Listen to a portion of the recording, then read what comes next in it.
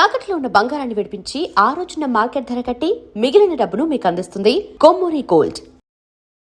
Dance క్లాసులు పెడుతుంటావు లేపే. Actually ఏం జరుగుతుందంటే అన్న, ఫస్ట్ ఇంటర్వ్యూ మనం డాన్స్ క్లాస్లోనే పెట్టాం. అక్కడ బాగా వచ్చారు జనం. దానికన్నా ముందు ఇంకో డాన్స్ క్లాస్ లేదు నీకు? అది ఖమ్మంలో అది హైదరాబాద్లో ఫస్ట్ అదే. హైదరాబాద్లో ఫస్ట్ అదే. అక్కడ ఏమైపోయింది, ఎక్కువ మంది జనాలు అయిపోయేసరికి డాన్స్ చేస్తుంటే అది ఆ బిల్డింగ్ మొత్తం షేక్ అవుతుందని చెప్పి ఓనర్ గొడవ పెట్టాడు. పక్కన మళ్ళీ చదువుకునే వాళ్ళకి ఇచ్చారు, అంటే సంథింగ్ స్టడీకి ఇచ్చారు. స్టడీయా డాన్సా అంటే నేను కూడా స్టడీయా అంట, చదువుకున్న వాళ్ళని ఇబ్బంది పెట్టకూడదని. ఇది నా కెరియర్, దీన్ని వదులుకోలేను అలా అని. నాకు ఏం చేయాలో అర్థం కాలే. ఇక సర్లే ఇక్కడ కాకపోతే మనం ఎక్కడైనా పెట్టుకోవచ్చు, చదువుకున్న వాళ్ళని ఎందుకు ఇబ్బంది పెట్టాలని చెప్పి నేను అక్కడ నుంచి తీసేసాను. తర్వాత గ్రాండ్ ఓపెన్ చేసి శేఖర్ మాస్టర్ని పిలిపించి అదే ఓపెన్ చేశాను.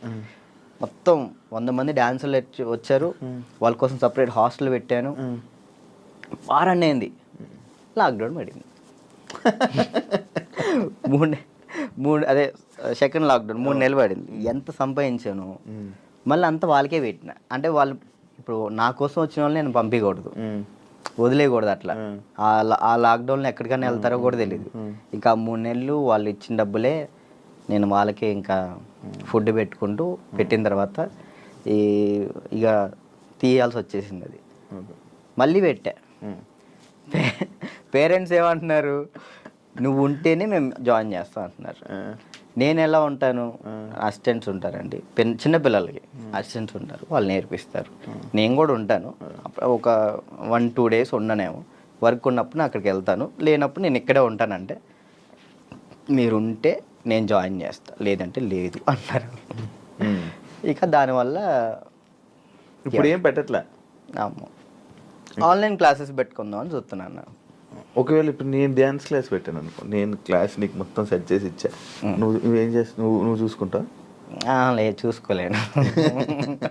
అలా చూసుకోలేదు. వీక్లీ ఒక 2 days 3 days అలానే అట్లయితే నేను చేసుకుంటాను ఖచ్చితంగా. ఓకే, వీక్లీ ఒక 2 days నువ్వు చూసుకోమను అనుకో, నేను వచ్చాను ఆ 2 days పర్ఫెక్ట్.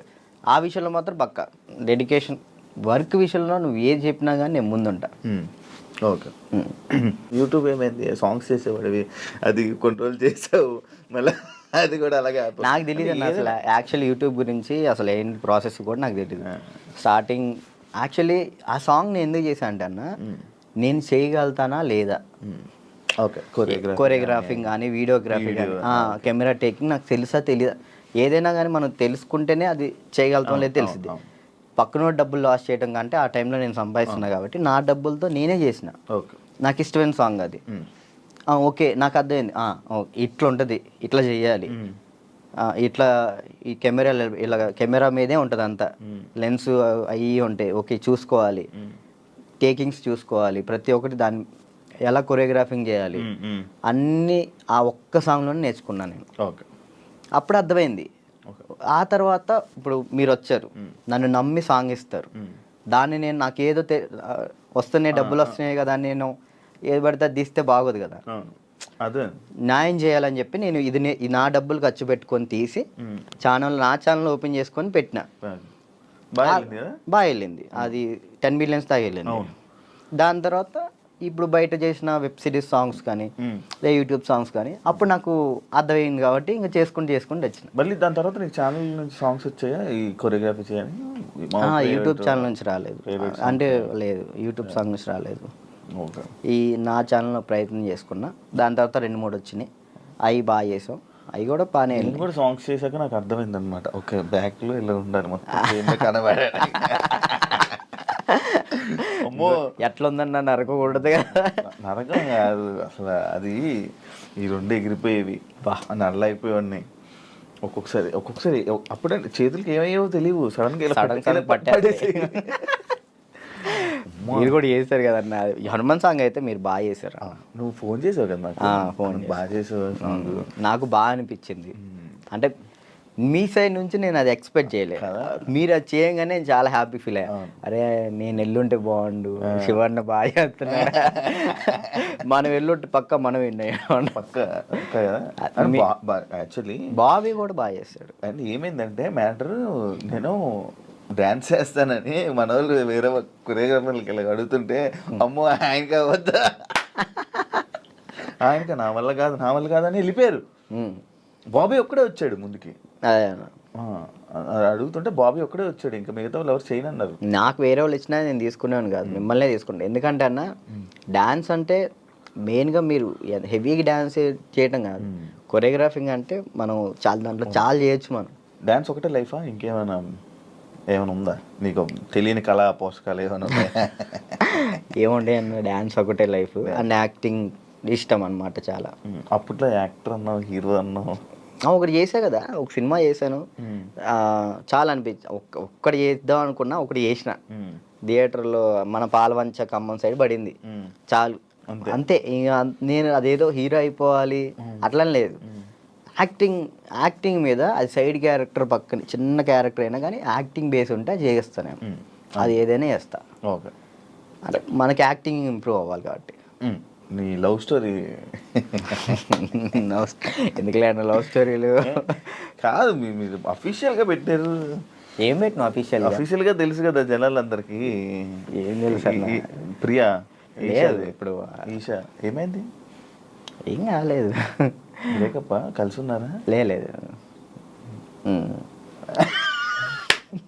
ఏంటి అన్న, అది ఒక ప్రోగ్రామ్ అన్న. ప్రోగ్రాంలో వాళ్ళు చెప్పి మేము చేయి, ఇప్పుడు సుధీర్ రేష్మి లవర్స్ అని నమ్ముతాను కాదు కదా, అట్లా నేను తన్నాను. అచ్చా, లవర్స్ ఏం కాదు, జస్ట్ ప్రోగ్రామ్ వరకు. నువ్వు నవ్వకన్నా. యాక్చువల్లీ తను చాలా మంచి అమ్మాయి, ఆ విషయంలో చాలా అంటే చాలా మంచిది. మనమే వేస్ట్ కాలం కాబట్టి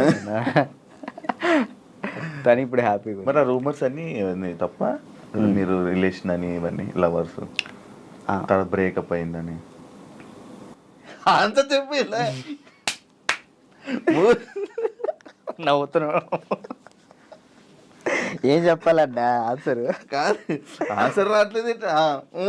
సరే, ఇప్పుడు దాకా బాగా మాట్లాడా, చెప్పలే.